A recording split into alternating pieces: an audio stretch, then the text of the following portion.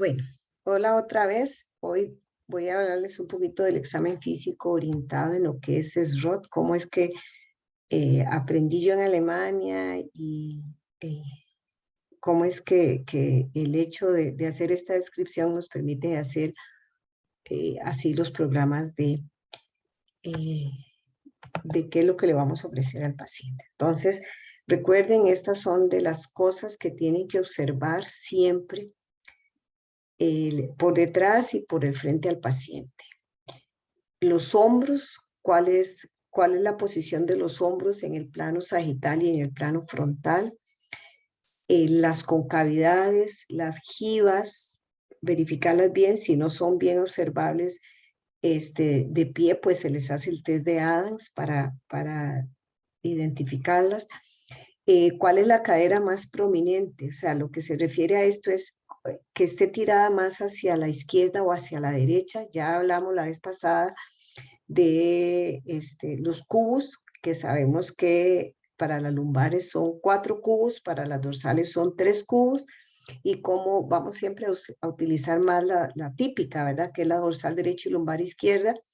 Y entonces sabemos que las lumbares, este cubo que se llama cadera prominente, que se tira, va a ir va a estar tirada al lado contrario de la convexidad o al mismo lado de la concavidad, y que cuando son los 4 cubos, que es la lumbar, perdón, la lumbar va a ser eso, y cuando son 3 cubos, que es la dorsal, la cadera va a ir tirada hacia el lado de la concavidad o contraria a la convexidad. O sea, la cadera, recuerden, es en el plano frontal, de derecha a izquierda, no se les tiene que enredar con la torsión que hay, la oblicuidad que se da, y que eso lo vamos a ver en la espina ilíaca anterosuperior. El dorso, hay que ver cómo está el dorso y intuir que es muy probable, en la mayoría de los casos, si hay un dorso plano, que las cervicales van a estar rectificadas. Y hay que describir la pelvis en estático o dinámico, en el plano sagital. Si están neutra, si está con un aumento de la lordosis, que diría que es una báscula anterior, o con pérdida de la lordosis, que diría que es una báscula posterior.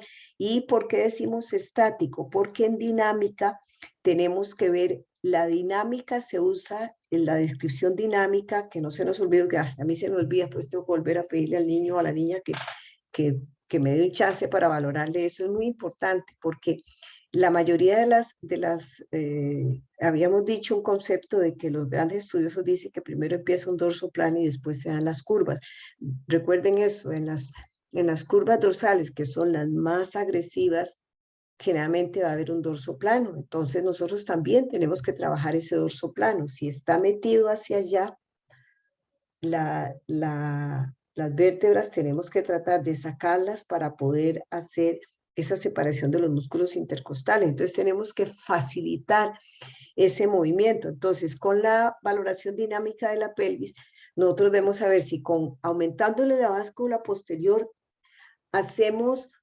facilitamos el que la persona se sifose, o todo lo contrario, el que le hagamos una báscula anterior, le facilitamos la cifosis. Es para eso que se usa la pelvis dinámica, el buscar cómo se comporta o cómo facilito yo el, el, las vértebras de T1 a T12 para que me abran esas costillas. ¿Ok? Eso es importante porque es parte de lo que tenemos nosotros que decirle a la persona que va a hacer el ejercicio de ese paciente. Y al frente tenemos que describir cómo están los pectorales, no olvidarnos de las jivas de hombro. Recuerden, y se los digo 100,000 veces, la jiva de hombro es independiente a la alteración que se da en ese hombro, que generalmente el que está más arriba y más anterior va a ser siguiendo la curva dorsal, ya sea típica o atípica, Entonces eso se lo tienen que aprender porque eso es lo que uno busca. Si no está, uno dice, aquí hay alguna alteración en algún otra parte que se me está yendo a mí, porque eso es lo usual. Lo que se tienen que aprender es lo que uno va a encontrar en el 90%, 99%, si quieren ser muy exagerados, de estos pacientes. Entonces, tiene uno que buscar si hay una jiba de hombro, que quiere decir que en esta parte del trapecio uno podría decir está mal levantado y no necesariamente es por una alteración celulomiálgica, un nudo celulomiálgico, sino es a consecuencia de otra vez digo, escoliosis cervical, escoliosis cérvico-dorsal o escoliosis dorsal alta, ¿ok? Entonces, aquí al frente tengo que describir si hay una jiba de hombro, que obviamente sería contraria a la alteración del hombro que se da por la alteración de la curva torácica, que empiezan, ya lo vimos, de T4 o de T5, de T6 y que baja hasta T11 o hasta T12. Vamos a ver si el pectoral está hipotrófico. Vamos a ver la espina ilíaca anterosuperior, que era lo que yo les decía, que si está echada hacia adelante, esa oblicuidad, que si está echada hacia adelante. Eso es importante porque tenemos también que corregir. Eso es mucha causa de dolor a nivel sacro ilíaco, a nivel de la chanela lumbosacra. Es importante ver cómo es, y si a ustedes les cuesta, eso lo vamos a ver el sábado para definir bien si está o no está. Uno usualmente se tiene que aprender esto. Las lumbares, estoy hablando de lo típico, la lumbar, que sería a la izquierda, lo típico, que sería los 4 cuñas. La espina ilíaca, que uno espera que esté anterior y arriba, sería la contraria, la derecha. O sea, porque sigue a ese fluir de esa curva y sigue que tira la cadera. Pero en algunos pacientes no es así. En algunos pacientes es la misma donde está la convexidad. Y eso da pie a que se pueda dar mucho dolor en la sacroiliaca derecha o en la chanela lumbosacra. Las dorsales, pongan atención a eso, las dorsales, la típica, estoy hablando de lo típico, generalmente la espina que uno va a encontrar tirada es la izquierda, que sigue a la cadera, por así decirlo. La espina ilíaca va a estar más arriba y más echada hacia adelante. Eso es lo usual. Si uno encuentra lo contrario, o sea, que ella está, más bien es la espina ilíaca del lado de la convexidad de la dorsal típica, eso puede acarrear dolor también. Sacroiliaco, que está la cadera está tirada para allá y yo me estoy tirando para atrás porque la espina ilíaca anterosuperior derecha está hacia adelante. Eso puede provocar dolor en la sacroiliaca izquierda y en la chanela lumbosacra. Entonces, eso es importante porque al menos esa es la causa de muchos dolores que no le encontramos el pie ni la cabeza, diría. Y nosotros mandando terapia cuando lo que hay que hacer es indicarle las correcciones pélvicas para mejorar eso, en el mejor de los casos, pero entiendan que hay cosas que en el SROT uno los encuentra siempre. La prominencia costal va a estar siempre, igual en el 9, cuando digo siempre, piensen ustedes que es más del 95% en el lado de la convexidad de la lumbar. Ajá, en el lado de la convexidad de la lumbar.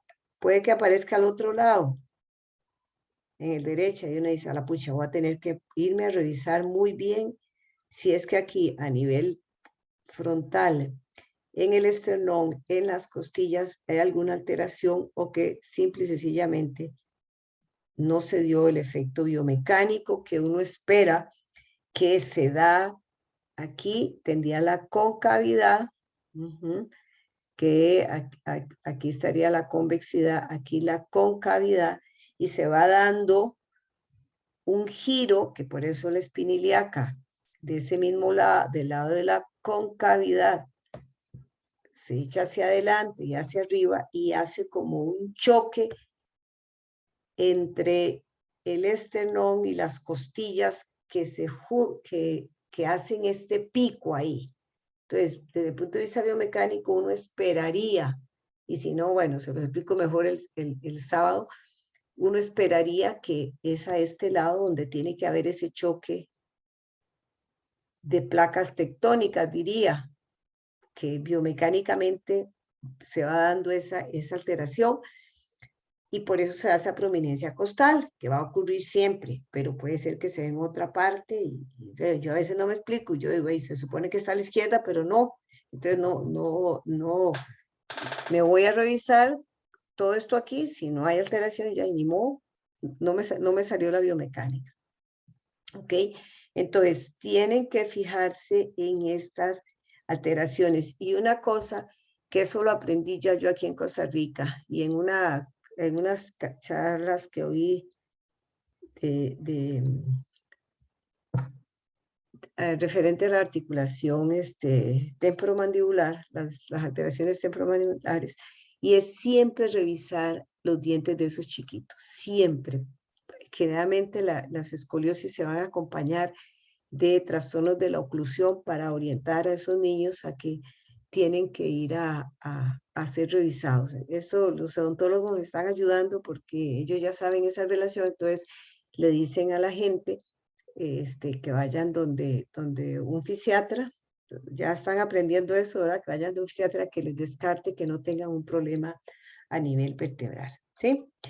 Hay otras cosas que, bueno, no sé si ya en el escenario lo están haciendo o no. Cuando yo estaba allá sí se hacía porque para ver la retracción de los isquiotibiales, eso va a repercutir mucho en la basculación pélvica, eso va a repercutir. Recuerde que los isquiotibiales son biarticulares, entonces pueden, su acortamiento o elongación, va a repercutir a nivel pélvico y es importante si uno quisiera hacer un estudio de investigación pues utilizar estas mediciones ya avaladas para ver cómo va mejor y que son, a ver, es retroalimentación que uno le puede dar a los chiquillos diciéndoles que van mejorando, porque es importante decirle, vea qué bien que va, ustedes no saben lo importante que es para estos niños de que vayan viendo, que ellos se vean cómo han ido mejorando, cómo están de bien.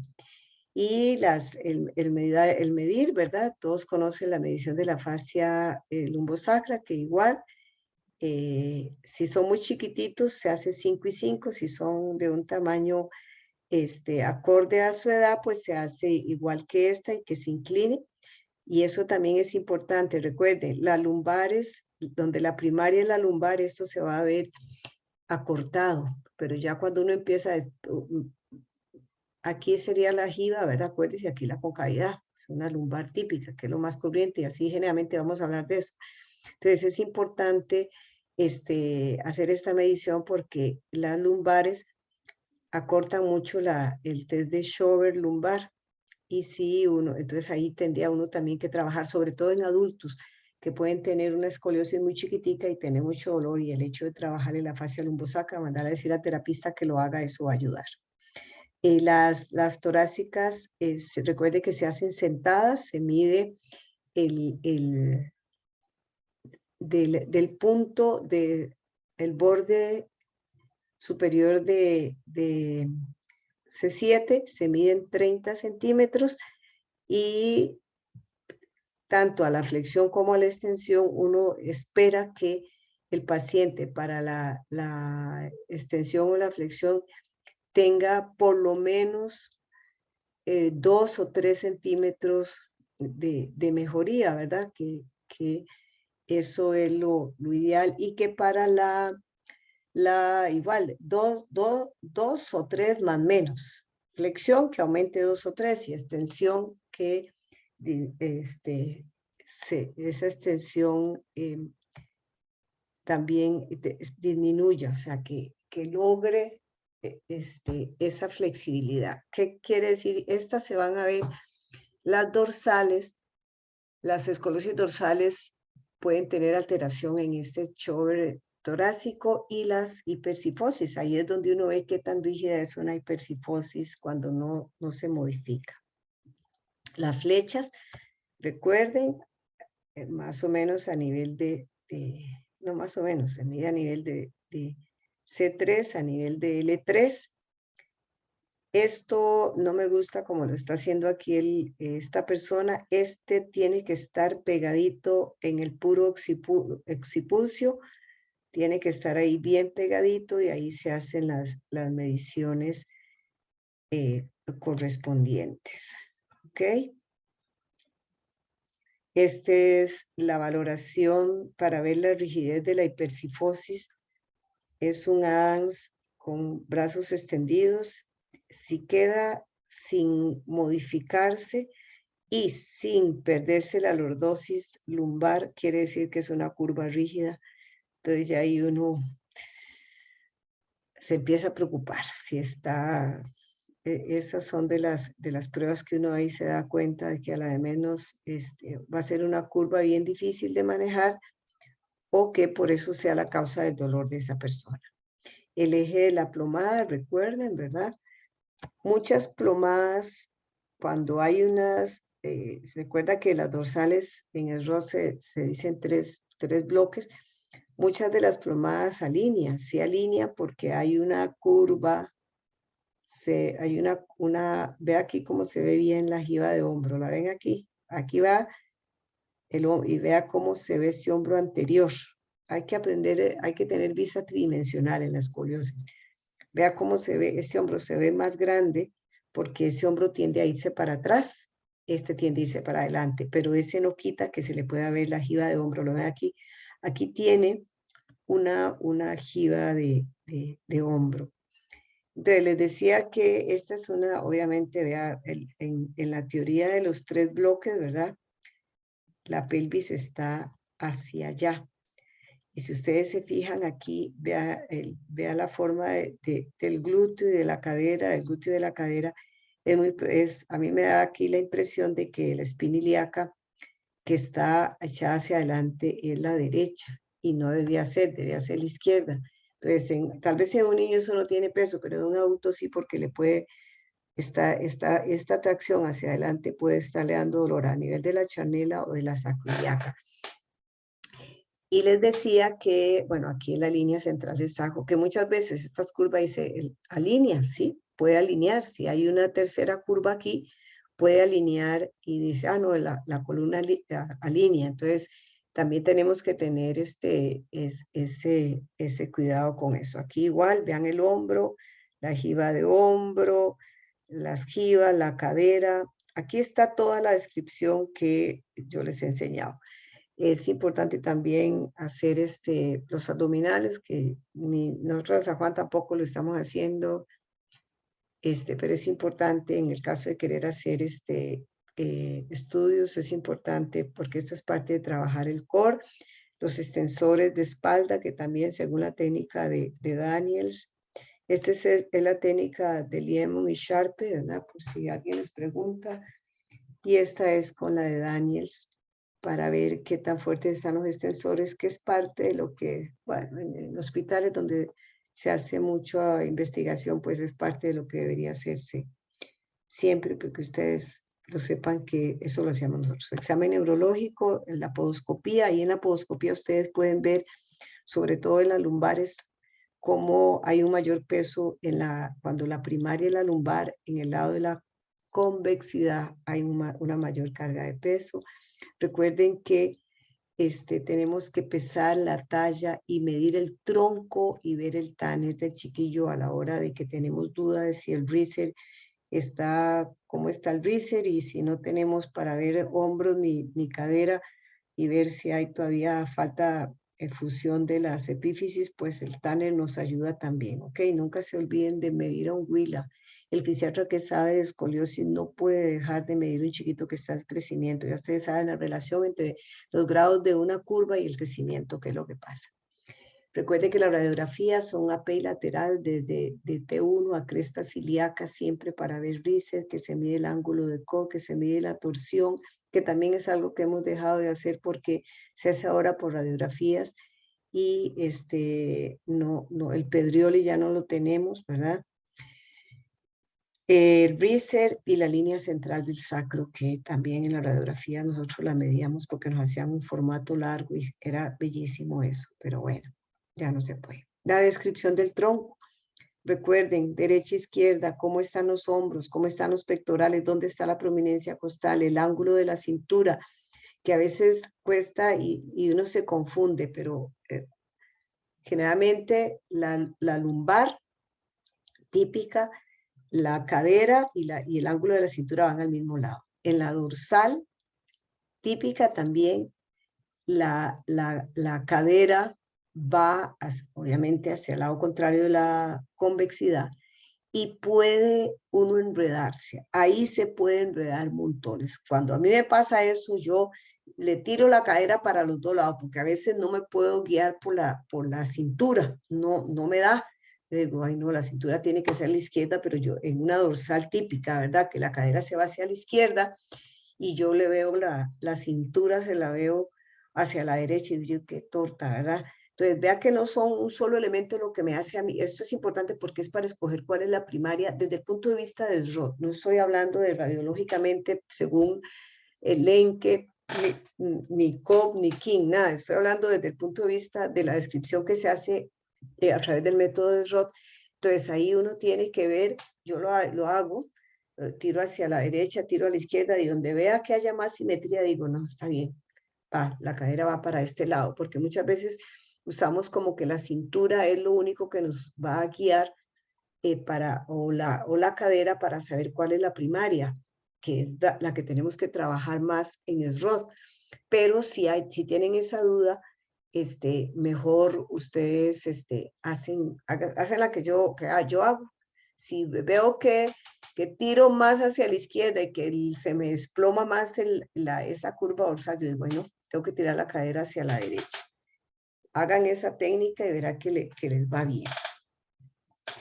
El ángulo de cintura, la cadera prominente, recuerden, la espina ilíaca anterior superior, no me confundan, eso después vamos a ver truquillos para poder ver cuál hombro está más anterior, cuál espina está más anterior, dónde está la jiba, la concavidad, cómo está la columna cervical, por lo menos desde la apreciación mía, si veo que está muy rectificada, cómo está el dorso, si es un dorso normal, si es un dorso sifótico, si es un dorso plano, todo eso puede aparecer en una escoliosis. Lo que les decía, la pelvis estática en bípedo, podemos, si tuviéramos chance, esto lo puse por los chiquitos que veíamos niños, esto no quita, la descripción del tronco se puede hacer para todos los tipos de escoliosis, y las congénitas de hecho también se usan, perdón, que no había puesto ya en las charlas anteriores, las paralíticas, que todo el método no se puede aplicar a ellos es otra cosa, pero la descripción del tronco sí ayuda mucho. Entonces, en los niños cuando son causas paralíticas o neurológicas, mejor digamos ese término, se valora la pelvis en sedente y en supino. Es importante eso, que se me había olvidado mencionarles. ¿Ok?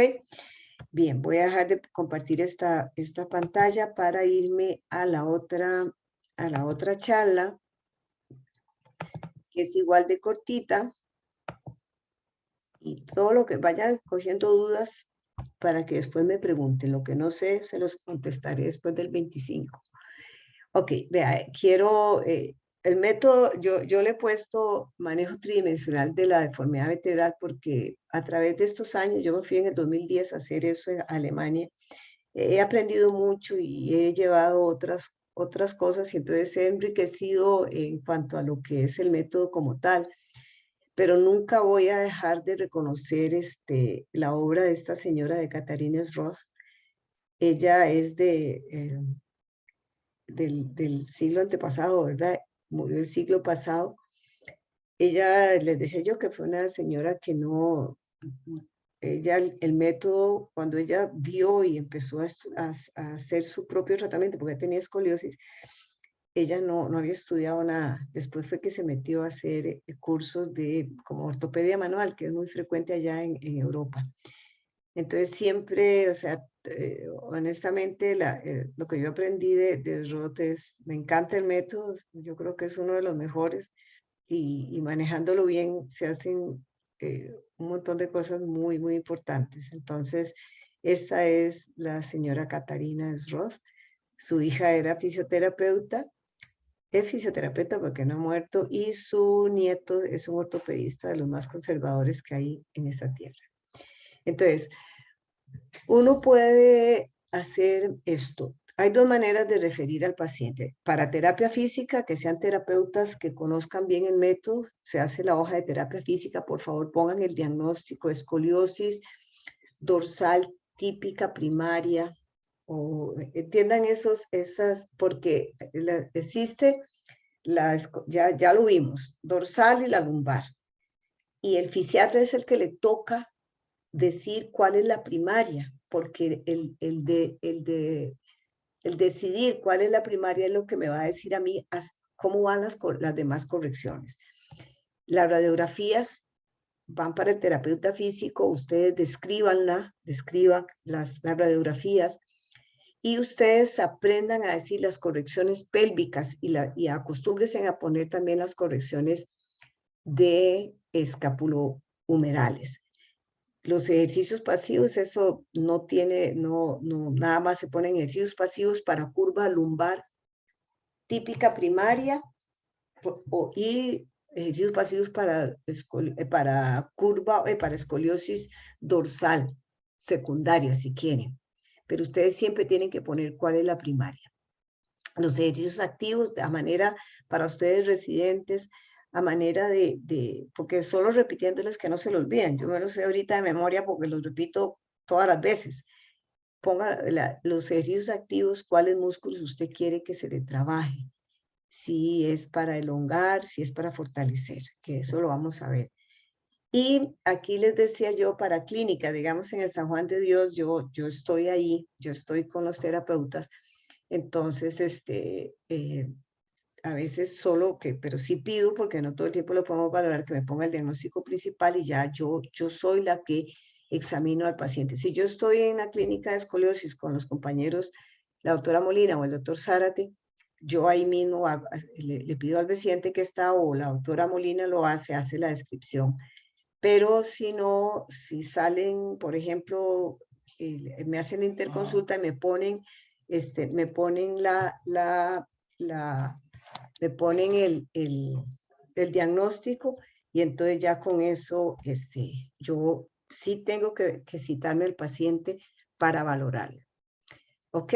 Entonces lo que les quiero, nada más, esto yo no lo estoy usando, en el Senare sí lo usaba, pero quiero que solo sepan cómo era que nosotros trabajamos allá en Alemania. Por ejemplo, este es un diagrama para hipercifosis. Sí lo usamos, en el San Juan lo usamos, pero yo no estoy usando los colorcitos. Aquí los que se dieron gusto de usar lapiceros, muchos de los que ya son asistentes sí lo usamos. Usamos nosotros el rojo, el verde y el azul, ¿ok? Y esta es más o menos, no es el esquema para una hipercifosis. Esto significa que yo voy a hundir la parte cervical o le voy a dar un soporte. Esto quiere decir esta de aquí quiere decir que yo voy a hundir esa hipercifosis. Esto de aquí quiere decir hacia dónde yo quiero tirar el aire. Esto quiere decir la posición de los brazos. Esto quiere decir que yo ambos hombros los tengo que tirar para atrás. Esto quiere decir que yo tengo que manipular la lordosis, si es que tengo que hacer una lordosis normal. Esto quiere decir, este cuadrito que yo también le inventé, después vamos a ver cómo le inventé para decirle de que quede en neutra, quede con hipercifosis o que quede con una basculación posterior. Y esto lo que significa es mantener la simetría, porque ve que no tengo que tirarlo hacia ningún lado. Vean aquí, también la prescripción del dorso plano. Entonces, lo que les decía de los colores son estos, ¿verdad? Está a nivel cervical, no sería solo para soporte como la hipercifosis, sino sería porque ellos generalmente, si tiene dorso plano, es porque tiene una cervical rectificada o cifótica. Entonces, más bien, aquí lo que trato es de hundir esta cervical la trato de hundir. Esto rojo, vea que ahí dice abajo o frontal, lo que trato es de que con esto rojo, al contrario de la hipercifosis, es llevar de adelante para atrás para aumentar la cifosis. Vean aquí, esto de este lado, lo que trato es de que al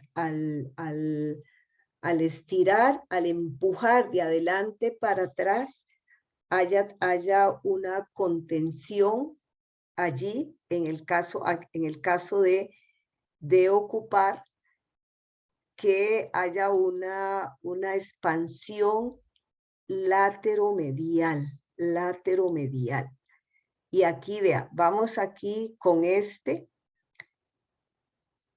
vea que ve que no va abajo, pero no está rellenito. Entonces quiere decir que estas no son tan duras como las que ocuparía si yo tengo que tirar para atrás los hombros, ¿ok? Aquí, esto era lo que les decía. Yo puedo ocupar que quede en neutra, puedo ocupar que me haga una lordosis. Y es ahí, en ese paciente sentado, acostado de pie, que yo tengo que manipular todas esas condiciones del paciente. Entonces, en un dorso plano, yo quiero sifosar. Si lo tengo boca abajo, no le tengo que estimular a que él los hombros los lleve hacia adelante, entonces no le voy a poner un rollo duro, sino va a ser suave. Voy a manejarle las respiraciones. Ajá. Voy a manejarle la lordosis lumbar. Tengo que valorar, para eso yo le hice la valoración previa y ver si estimulaba el dorso plano, a quitarlo, a hacer cifosis, haciéndole en neutro o haciéndolo en basculación anterior o en basculación posterior. Y como no es una alteración en el plano frontal, ve que la línea central del saco está central. Esto verde significa que yo no tengo que tirarlo para la derecha, para la izquierda. No lo tengo que tirar para ningún lado. Y lo azul, como les decía, esta es para pensar en que tengo que expandir, ya sea que tenga un dorso plano o una hipercifosis, yo tengo que expandir esas masas pulmonares o esos pulmones de manera lateromedial o medial lateral. ¿Ok? En las escoliosis es diferente. Vea que aquí hay un montón de flechas. Aquí, igual, pareciera que esto está central. Aunque aquí me dice, estas son fotos de Alemania. Yo aquí esperaría de que esta línea cayera aquí a la izquierda, que está sentado más en el isquion izquierdo, si es una lumbar izquierda. Pero aquí lo que quiero es de que ustedes se fijen. Esto implica que yo el hombro lo tengo que tirar para atrás. Esto implica en el lado izquierdo que la prominencia costal la tengo que hundir. Esto implica que yo tengo que empujar de atrás para adelante la jiba lumbar. De atrás para adelante la jiba dorsal. ¿Ok? Y yo con esto no puedo permitir que este hombro se me haga para atrás, porque este hombro va a tender a irse para atrás. Si yo le pongo esta diagonal, quiere decir que no tiene una jiba de hombro, que esta diagonal es el brazo que me va a permitir abrir la concavidad de la dorsal. Y esta me va a permitir el brazo hacer una fijación de la cintura escapular. Aquí iría un rollo, si lo tengo lateral, si la acuesto del medio lado, aquí iría un rollo, y igual, esta flecha indica que con este brazo yo estoy haciendo una fijación de la cintura escapular, empujando también esta jiba lumbar, dorsal derecha. Entonces, en este caso, igual, la ven aquí, es igual. Cada una de estas es la misma. Yo pensé que iba a salir pintada y no salió pintada. Es lo mismo, es una, bueno, más bien es bonito aquí, vea que aquí probablemente la línea central del sacro salió alineada y yo no tengo por qué tirarle la cadera para ningún lado. O sea, si yo veo que no se va para aunque la lumbar sea la primaria, si no se va para ningún lado, yo ahí lo dejo. Pero en este caso sí. En este caso, si ustedes ven aquí, quiere decir, ya aquí es porque ya, si le pusieran eso en un examen, a la menos un montón se enredaría. Vean qué curioso, ¿verdad? Uno dice, ¿qué fue lo que pasó aquí? Si fuera la primaria, la dorsal,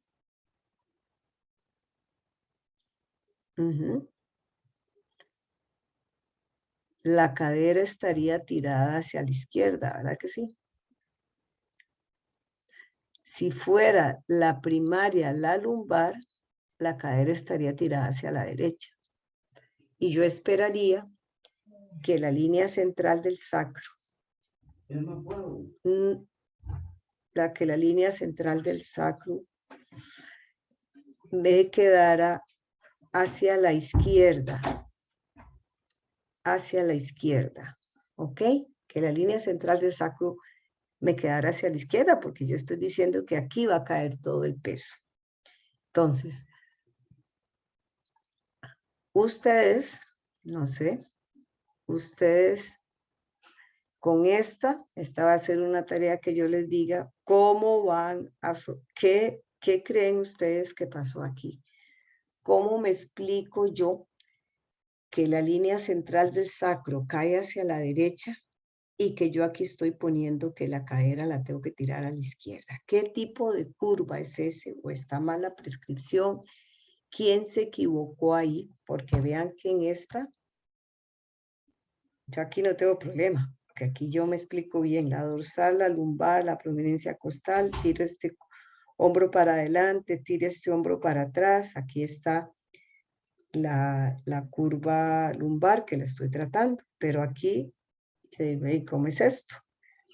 Que es ahí donde donde a veces, digamos, nos llegan pacientes que me mandan a mí a decir, tiene tal, le encontré en esto y esto, el hombro aquí, yo digo, mejor lo examino porque no me cuadra, o sea, no me cuadra esa descripción clínica con lo que se espera en una curva ahí. Entonces, esas se las dejo de tarea. ¿Esto está bien? ¿O ahí hay algo que no tiene lógica? O sea, que no es lógico. Eso lo discutimos el 25. En esta. Aquí, una cosa es, si yo cuando usamos los rollitos, si este rollito está trabajándome la lumbar o si ese rollo está trabajándome la cadera.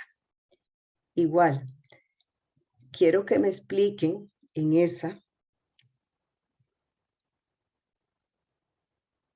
cuándo yo pondría un rollo pequeñito para trabajar en la lumbar y cuándo le pondría un rollo grande que me trabaje la lumbar y que me tire la cadera. ¿En qué tipo de curva ustedes creen que yo pueda utilizar eso? Eso es parte de lo que Ya vimos lo que teníamos que observar, ¿verdad? Ya eso ya está más que dominado.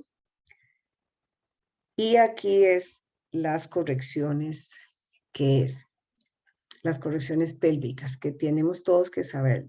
Peso en los talones, si yo quiero provocar una basculación posterior. Recuerden eso, en el ROT eso es así. Uno se lo aprende así, ¿no? Y si tiene su explicación biomecánica. Si el peso yo le estimulo a ese paciente que lo eche en el antepié, es porque yo voy a estimular a la hora de trabajar pelvis en una báscula anterior. Y si yo le digo que lo apoye todo el pie, es porque yo lo voy a trabajar en una báscula, en una posición neutra a la cadera. Recuerden eso, es muy importante. Eso es independiente a que yo también le dé el estímulo al paciente a decirle, mire, usted está acostumbrado a que todo su peso está en el izquierdo, ahora tiene que hacerse un esquema mental de que usted tiene que darle un estímulo a las dos plantas del pie. Y junto con eso, tiene que dominar la pelvis. Para eso usted le hizo la evaluación estática y dinámica, de que yo favorezco, recuerde que al modificar pelvis voy a favorecer el plano sagital y voy a favorecer especialmente a nivel dorsal y a nivel cervical en esas rectificaciones. Hay que valorar eso. Entonces, yo tengo que reeducar a ese paciente. Si es en talones, se lo tienen ustedes que saber. Si es en talones, es para báscula posterior. Si es en antepié, báscula anterior. Y si es en todo el pie, posición neutra. Las rodillas sueltas.